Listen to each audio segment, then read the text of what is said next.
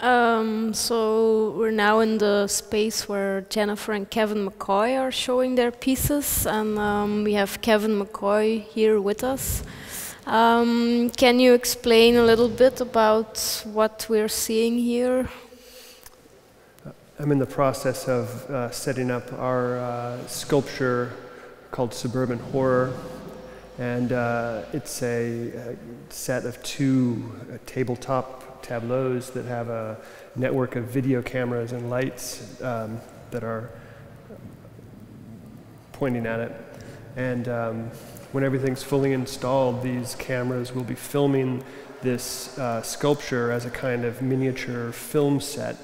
And through a set of video switchers and computer software system that we put together, it'll make a kind of short film, live short film that'll be projected on the wall opposite us. And so this is a kind of story in two parts. This first part showing this woman going about her life in this kind of suburban setting, and then something happens and she drives away to a second location. At that point the story gets kind of ambiguous, and is she involved in a kind of lover's triangle, but it's unclear which side of the triangle she's on. But in any case, in the second part of the story that happens over at the other platform, there's a murder that takes place as a result of some sort of lover's rage. The stories that you tell are also inspired by other movies? Yeah, and this piece is from a series of works that we did a number of years ago that were all inspired by specific films and more exactly specific film genres. And so elements of this platform are taken more or less, are inspired by scenes from David Lynch's Blue Velvet, specifically the white fence. And then the sequence in the cabin is inspired by a passage in the first Friday the 13th movie.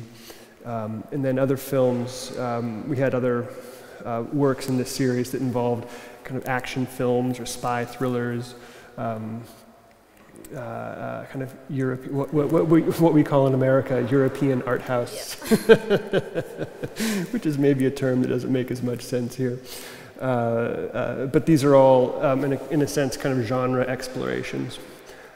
But also, for the viewer, when you come into the space, when everything is fully installed, you're navigating between two different kinds of experience. One is this three-dimensional physical world of objects in front of you, objects and technology, and then the second world is what you see on screen, in the case of the edit, the story that it's made, and the kind of world that you can fall into through the narrative, through a kind of mediated narrative.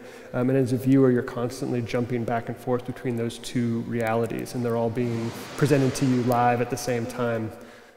And another dimension that you have in this work is when you look at it like this, then it also has a kind of Big Brother or the Truman Show kind of feeling, with all the little cameras on top of the for sure. on top of the scenes. Yeah, for sure. Yeah, I like to think of that at this kind of sculptural level, of like just the look and feel of these kind of chrome arms that are kind of coming into the scene, almost like robots or something, that are visually outside the kind of beautiful, materials of the fake trees and fake grass, but they kind of point to that complicated reality that we're living in.